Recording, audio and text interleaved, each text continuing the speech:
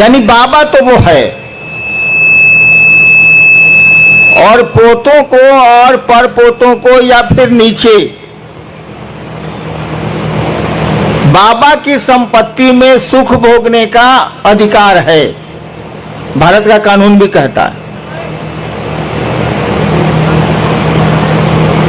और हम लोग ले भी रहे हैं, हवा उसकी, जमीन उसकी, पेड़ उसके, नदियां उसकी, समुद्र उसके, सब कुछ उसका, हम उसके, तो भोग भी रहे हैं।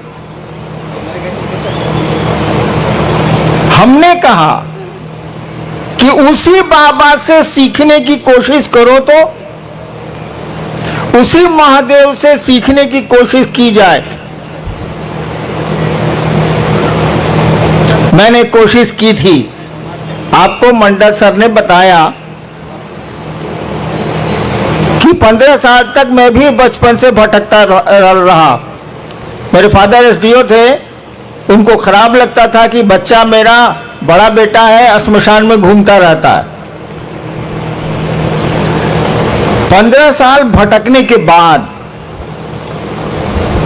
तरह तरह की क्रिया, तरह तरह के लोग, तरह तरह के साधु, तरह तरह का घोरी। अफसर का बेटा था, छूट तो इतनी थी ही, सम्मान भी था।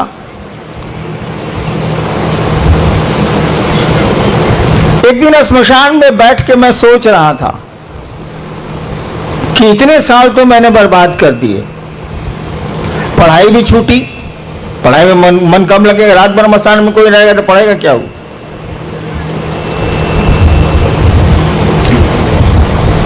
एक मेरे मन में ख्याल आया, देखिए शिव विशेषता है क्या, मैं आपको बताना चाहता हूं, मैं अपनी कहानी नहीं सुनाना चाहता। शिव विशेषता क्या है ये इसको देखिए। आरा के गांग, आरा एक जिला है, भोजपुर एक जिला है बिहार का, पटना से सटा हुआ। वहां एक श्मशान में मैं रात के करीब 12-1 बजे बैठ के सोच रहा था, नदी थी, बैठ के सोच रहा था। श्मशान तो अंधेरा होता ही है, कोई आदमी होता नहीं।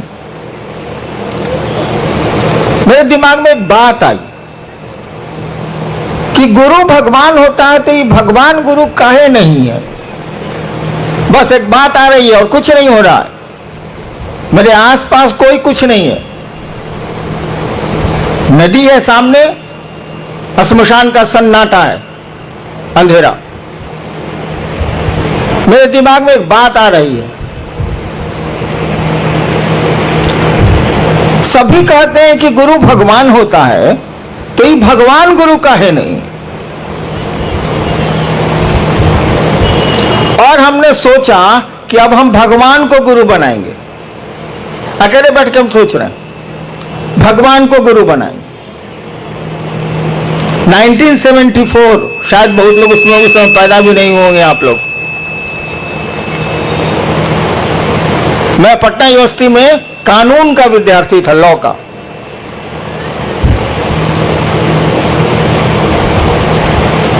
और जब मैंने सोचा कि मैं भगवान को गुरु बनाऊंगा, तो भगवान की तो कोई छवि मेरे दिमाग में थी नहीं, मैं तो श्मशानी था। मेरे पिताजी मेरी माँ को कहा करते थे, वो बिहार के टॉपर थे, मेरी माँ को मेरे पिताजी कहा करते थे, अब दोनों नहीं है,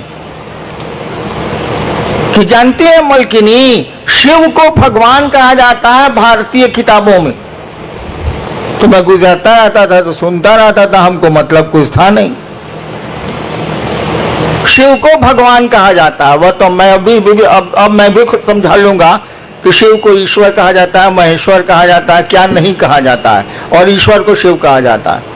लेकिन उस दिन मेरे दिमाग में कुछ नहीं था, खाली यही सुन रखा था मैंने कि शिव को भगवान कहा जाता है। तो जैसे मेरे दिमाग में आई ये बात कि मैं अब भगवान को गुरु मानूंगा, अब इंसान को मानूंगा ही नहीं, तो शिव मेरे दिमाग में आए। कहे बाबूजी तो कहते हैं कि शिव ईश्वर का नाम है। मैंने शिव को गुरु मान लिया उसी क्षण। नवंबर का महीना था, देखिए आज 30 नवंबर भी है, तिथि तो याद नहीं है, यही महीना था वो। और यहाँ तो ठंड पड़ती नहीं है, उस इलाके में थोड़ी ठंड आ गई। और मैंने शिव को गुरु मान लिया, सो मोटो। मैंने हिंदी बोलूं तो अपने मन से। किसी ने हमको नहीं बताया, ना मैं जानता था कि शिव गुरु है, मुझे कुछ पता नहीं था, मैंने मान लिया। आगे की घटनाएं तो बहुत लंबी चौड़ी हैं। मैं ये आपको सुनाना चाहता हूं कि मात्र एक ख्याल,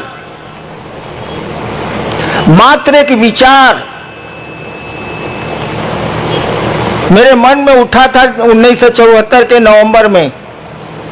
मैं कॉलेज का विद्यार्थी था और उस ख्याल पर मैं खड़ा रह गया, उस विचार पर मैं खड़ा रह गया और आगे की घटनाओं ने ऐसा मोड़ दिया। आपको तो विश्वास भी है शिव पर। मैंने तो क्रिया खाई थी, 3 काम मैं नहीं करूंगा। आप आसमान से उतरेंगे जैसा फोटो में दिखते हैं, मैं आपसे कुछ नहीं सीखूंगा। आदमी के रूप में आइएगा और कहिएगा मैं ही महादेव हूं, मैं आपसे कुछ नहीं सीखूंगा। और उसी समय ये क्रिया भी हम खाए थे। और तीसरी शर्त मैंने बनाई थी कि जब गुरु ही बदल लिया, जब मास्टर मेरा बदल गया, तो पहले का मास्टर साहब का पढ़ाई कौन सी पढ़ना है। और मैंने छोड़ दिया, छोड़ भी दिया, उसी क्षण से छोड़ दिया। आगे की घटनाओं ने मुझको 8 साल में बताया। 8 साल तक मैं चुप रहा, किसी से कुछ नहीं बोलता था। अरे डिप्टी कलेक्टर था, ये काम करना ही है, कचहरी जाना ही है, ये करना वो करना, वो करता था। अपनी पत्नी को छोड़ के मैंने किसी को नहीं कहा कि मैंने शिव को गुरु माना। 8 साल तक मैं चुप रहा। मुझको लगता था कि आदमी धोखा देगा तो उसको पकड़ के चारों गाड़ियों देंगे, सारा ये महादेव धोखा देगा तब क्या करेंगे। इसलिए मैं बोलता ही नहीं था कि ना बोल पे नहीं करेंगे। और मंडल सर ने बताया कि जब मैं मधेपुरा में मजिस्ट्रेट था और पुराने मित्र मेरे श्मशानी आए मिलने के लिए, तो उन लोगों ने कहा कि हमको मालूम है। हम कहे साला हम तो जानते ना, हम किसी को बोल भी नहीं किए, इसको कैसे मालूम है कि शिव गुरु है। तब उन लोगों ने बताया कि किताब में तो लिखा हुआ है कि शिव गुरु है। क्या माथा पीटा जब किताब में लिखा हुआ है कि शिव गुरु है, घर में लईका, नगर में ढिढोरा, सारा महादेव घर घर का बाबा है। तब कहां पर हुआ रहे लोग भाई, अपने बाबा को गुरु मानेंगे, देखेंगे पढ़ाता है कि नहीं पढ़ाता है। नहीं पढ़ाता है तब कहेंगे ये साला नहीं पढ़ाता है, लेकिन वो पढ़ाता है, वो गुरुओं का गुरु है। जगत गुरु शास्त्रों ने उसको कहा है, विश्व गुरु कहा जाता है शिव को।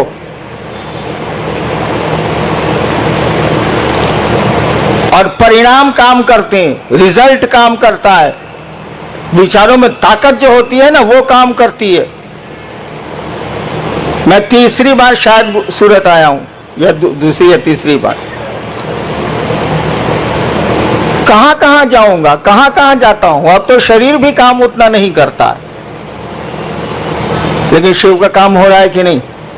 एक बहुत बड़े पत्रकार ने मुझसे पूछा कि पूरे देश में शिव गुरु का काम चल रहा है, मैं तो घूमता हूं, इसका रहस्य क्या है। हमने कहा इसका रहस्य कुछ नहीं है। मैं कहां जाता हूं, 32 साल तो सरकार में था। विचार फैलते हैं, विचार में ताकत होती है। और आज देखिए सूरत में इस कड़ी धूप में आप यहां उपस्थित हैं, इतने लोग उपस्थित।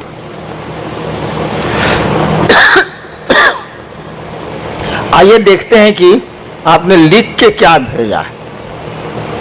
ज्यादा देर बोलूंगा तो मैं 4 महीने से बीमार हूं, इसे बीच में ब्रेक दे रहे हैं। देखते हैं आप क्या लिख के भेजे हैं। जी आर.के. यादव इच्छापुर सूरत से, इनकी जिज्ञासा है कि रांची से नमः शिवाय करने के लिए बल दिया जा रहा है, क्या यह सही है? यदि सही है तो नमः शिवाय कैसे किया जाए, कृपया बताने की कृपा की जाए। शायद आर.के. यादव जी को मालूम नहीं है, लिखे है रांची से। रांची में पागल खाना भी है।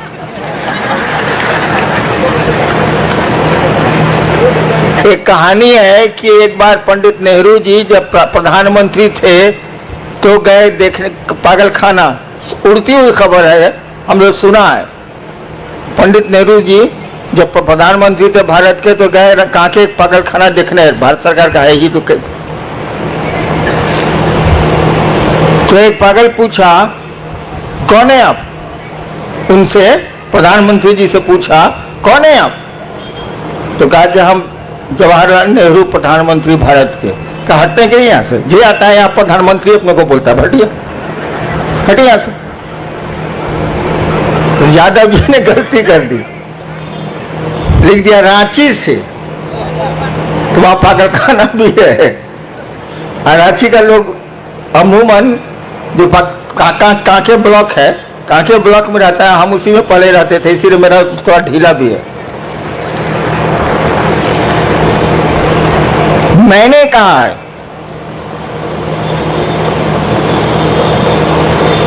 कि आपको नमः शिवाय करना चाहिए।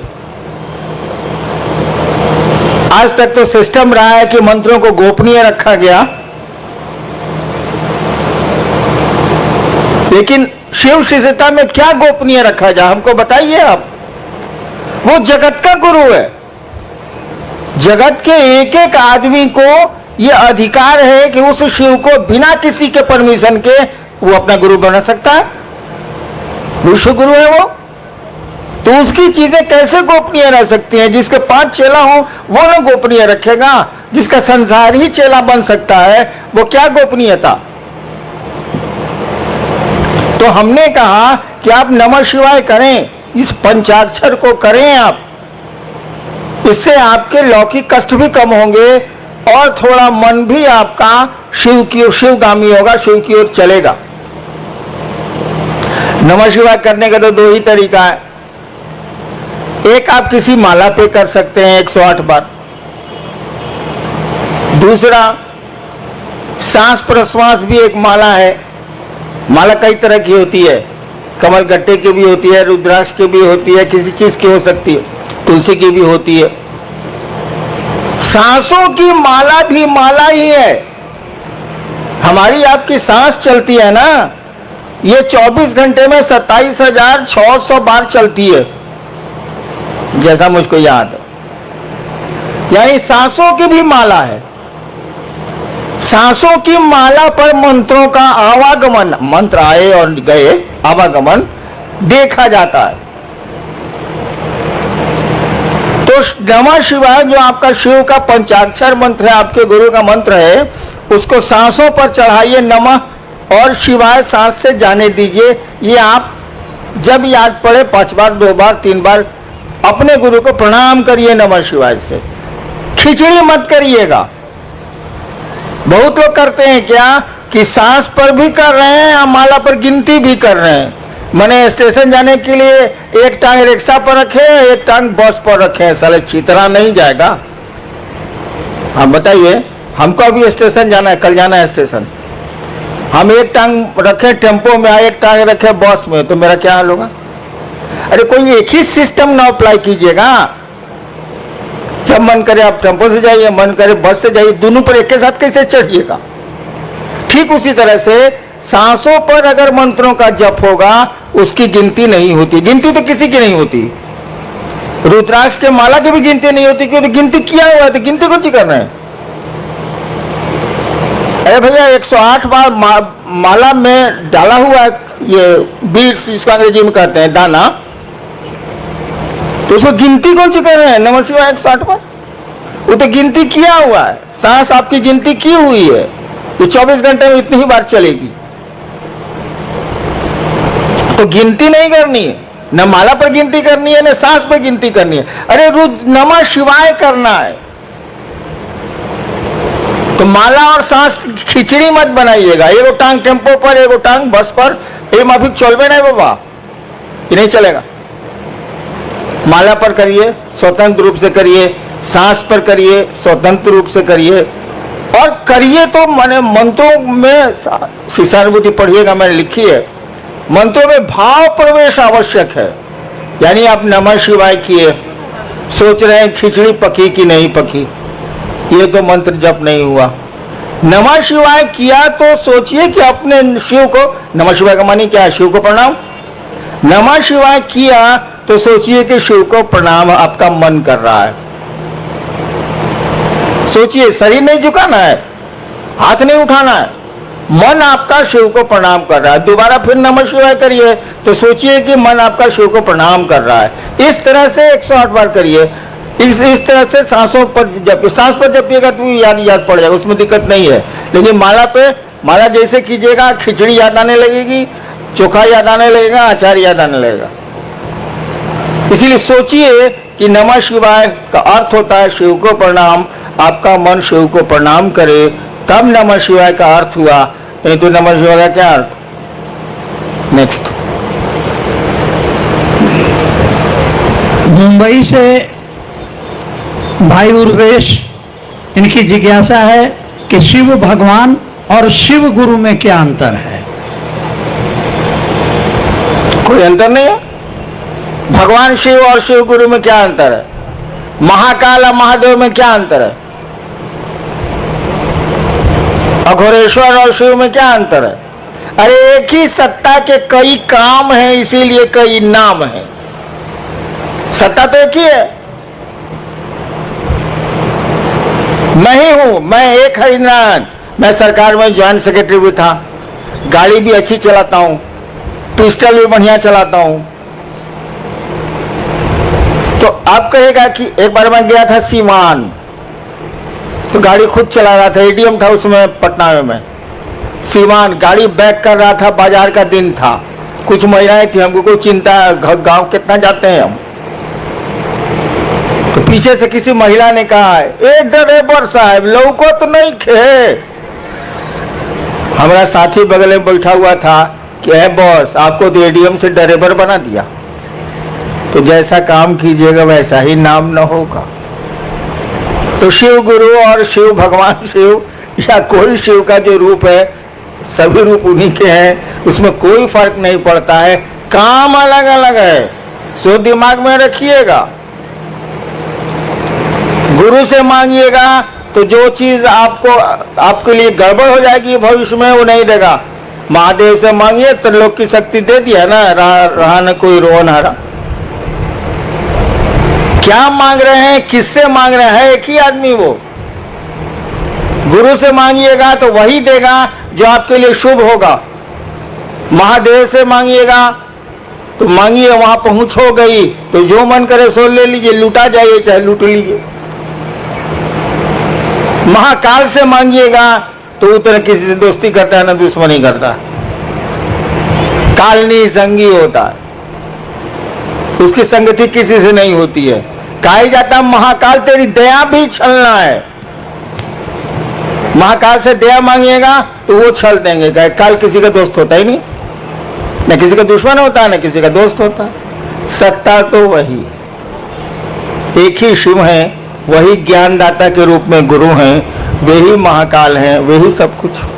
नेक्स्ट, ये सूरत पांडेसरा जगह है, भाई आशीष सिंह हैं, इनकी जिज्ञासा है कि आओ चलें शिव की ओर, इस पंक्ति का भावार्थ समझाने की कृपा करें।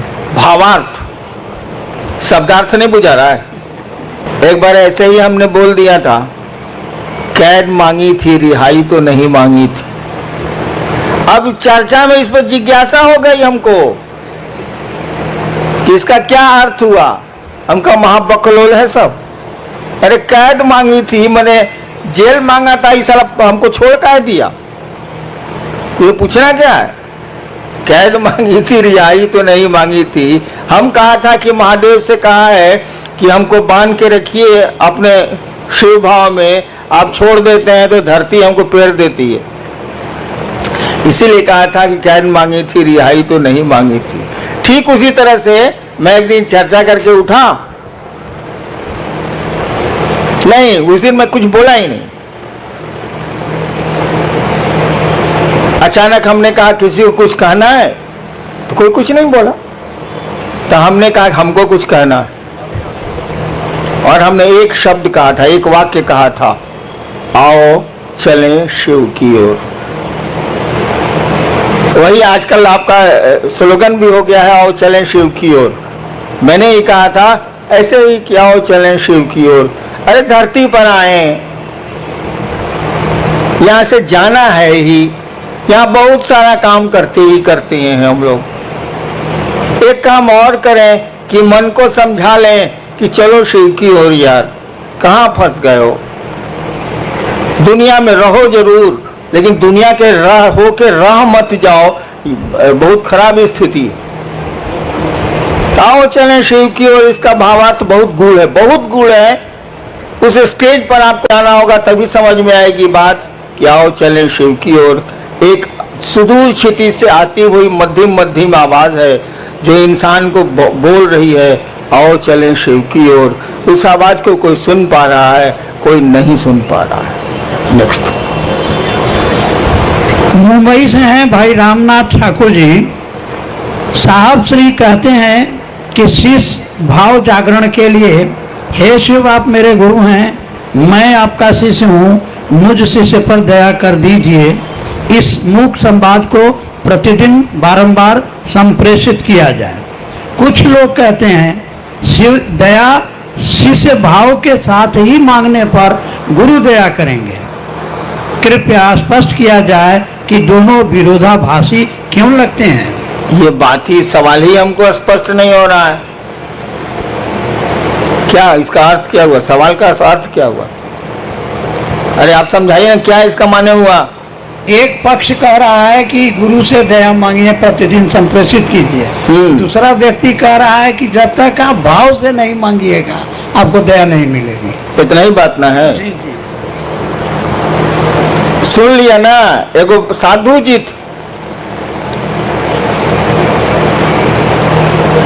तो उनको गांव वाला लोग बुलाया कि आइए, बड़ी दिन से आप गांव के बाहर रहते हैं पहले के जमाने में, आज गांव में के आपके सम्मान में एगो प्रीति भोज देंगे, मैंने खाने पीने वाला प्रीति भोज। आप नहीं दे रहे हमको, लेकिन उस साधु को दिया था।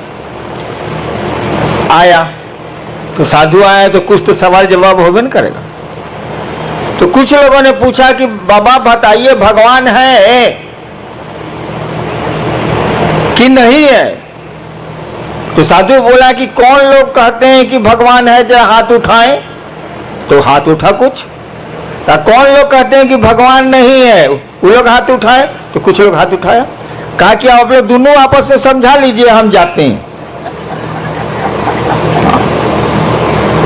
तो दो तरह का बात, तब दो तरह का बात है, दोनों आपस में समझा लीजिए, हमारी क्या जरूरत है भाई साहब। क्या सवाल है? वही है कि दया के साथ। अरे बेवकूफ, वो सब आपको नहीं बोल रहे हैं हम भी वही हैं, प्रश्नकर्ता को बोल रहे हैं। अरे भाव क्या है भाई? पत्नी का भाव है आप में, पुत्र का भाव है आप में, पिता का भाव है आप में, है? मेरा का भाव है कि आपकी चप्पल कहाँ है, आपके पॉकेट में पैसा कितना है, आपका घर कहाँ है, घर कौन सा है, सब पहचानते हैं आप। पैसा नहीं बोल रहा है कि ये भैया ये भैया ये भैया हम 502 रुपया बनी। आप जानते हैं कि 502 रुपया मेरे पॉकेट में है, इसलिए कि आपका पैसा है वो। एक चीज होती है विचार, एक चीज होता है भाव। विचार दिमाग से उठते हैं, थिंकिंग है विचार, थॉट है। यह विचार कि हे शिव आप मेरे गुरु हैं, एक विचार है ये। लेकिन देखिए वाक्य में हे शिव आप मेरे गुरु हैं, ये मेरा आपका छिप रहा है। जहां मेरा सामने आया कि मेरे गुरु हैं, तब फिक्र हो जाएगी कि मेरी चप्पल कहां है, मेरा महादेव कहां है। और जब ये बात आपके दिमाग से दिल में उतरेगी तो भाव है। भाव कुछ नहीं है बाबू, जो बात दिल से उठती है वो भाव है, जो बात दिमाग से उठती है वो विचार है, और कुछ नहीं है। तो कहा गया कि विचार को बार बार अपने दिमाग में आने दोगे तो ये दिल में प्रवेश कर जाएगा। उदाहरण दें, हम लोग बहुत जगह अफसर रहे हैं, बाबूजी भी अफसर रहे हैं, बदली होती रहती थी, अफसर कॉलोनी थी।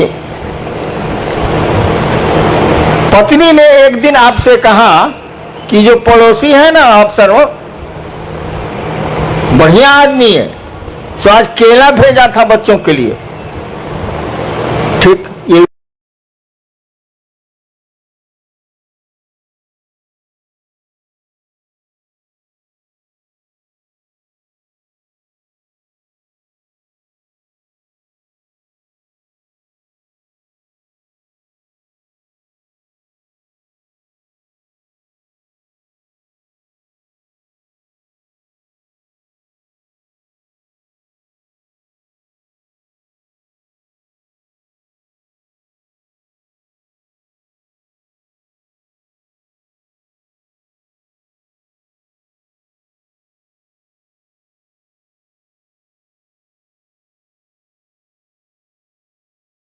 विचार है, सूचना आपको मिली है। फिर दूसरे दिन पत्नी ने कहा कि उसकी बीवी कद्दू भेजी है सब्जी के लिए। खाली आपके दिमाग में न्यूज आ रहा है, विचार आ रहा है। धीरे धीरे आपको लगेगा कि पड़ोसी बढ़िया आदमी। एक दिन आपकी पत्नी ने कहा कि देखिए ना उसको बुखार लग गया है उनके बचवा को, तो आप कहेगा चलो दिखाते हैं। देखिए अब दिमाग से बात दिल में आने लगी, उसके बच्चे को देखने आप जाने लगे। इसका उल्टा देखिए, आपका बच्चा फूल तोड़ने पड़ोसी के यहाँ गया, डांट दिया पड़ोसी ने, आके आपको बोला कि मम्मी मम्मी मम्मी हमको डांट दिया, फूल तोड़ने गए थे। ठीक एक सूचना आपको मिली, एक विचार आपके दिमाग में घुसा। फिर दूसरे दिन ऐसा ही कुछ हुआ, फिर तीसरे दिन ऐसा ही कुछ हुआ। 5 दिन के बाद आपको मालूम हुआ कि स्कूटर से जा रहा था, उलट गई स्कूटर, टांग टूट गया। आपके बाद ठीक हुआ साले, ठीक हुआ साले। देखिए अब दिमाग से, अखबार का न्यूज नहीं है ये, अखबार में रोज एक्सीडेंट होता रहता है, आप कहाँ कुछ सोचते हैं। यानी आपके दिल में बात आ गई, अब ये दुश्मनी का भाव पैदा हो रहा है। वहां दोस्ती का भाव पैदा हो रहा था, या दुश्मनी का भाव पैदा हो रहा है। तो भाव कुछ नहीं है, जो बात दिल से उठती है वो भाव है। शिव मेरे गुरु हैं, ये बात अगर दिल से उठती है तो ये भाव है, अगर दिमाग से उठती है तो ये विचार है। जब तक भाव में नहीं जाएगी ये बात, कहा ही जाता है कि आध्यात्म की किसी भी गाड़ी का पेट्रोल भाव होता। शास्त्र हमारे कहते ही हैं भावेन लभते देवता भावेन देव दर्शनम। शास्त्र कहते हैं भारत के कि भाव से देवता मिलते हैं, भाव से देवताओं का दर्शन होता है। तो आध्यात्म की कोई गाड़ी का पेट्रोल भाव ही है।